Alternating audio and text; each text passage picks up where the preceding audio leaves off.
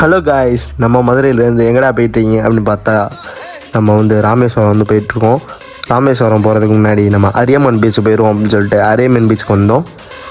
நானே ஷாக் ஆகிட்டேங்க. ஏன்னா அதியமான் பீச்சில் ஒரு ஆள் கூட இல்லை. தனி ப்ரைவேட் பீச் மாதிரி நம்ம பசங்க மட்டும்தான் அங்கே இருந்தோம். அதனால் ராமேஸ்வரம் போகிறீங்கன்னா கண்டிப்பாக அதியமான் பீச்சை பார்க்காம போயிடாதீங்க. உங்களுக்கு தரமான எக்ஸ்பீரியன்ஸ் கொடுக்கறதுக்காக ப்ரைவேட் பீச் மாதிரி உங்களுக்கு அதியமான் பீச் வெயிட்டிங்கில் இருக்குது. நீங்கள் இங்கே என்ஜாய் பண்ணிட்டு போங்க.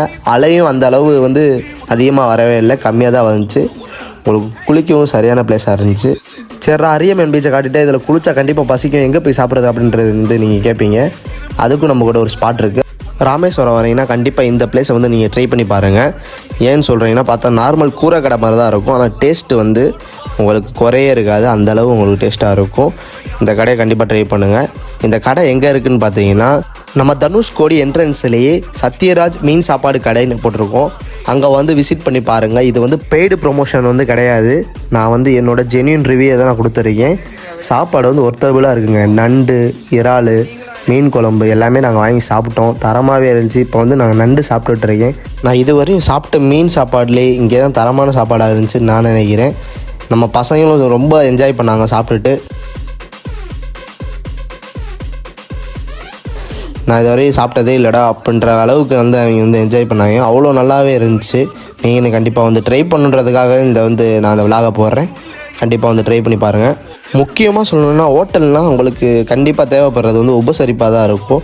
அவங்க இருக்கவங்களோட கேரக்டர் தங்கமான கேரக்டராக இருந்துச்சுங்க. பார்த்து விழுந்து கவனிச்சாங்க. என்ன வேணும்னு கேட்டு ஒவ்வொரு ஆளையும் கவனிச்சாங்க.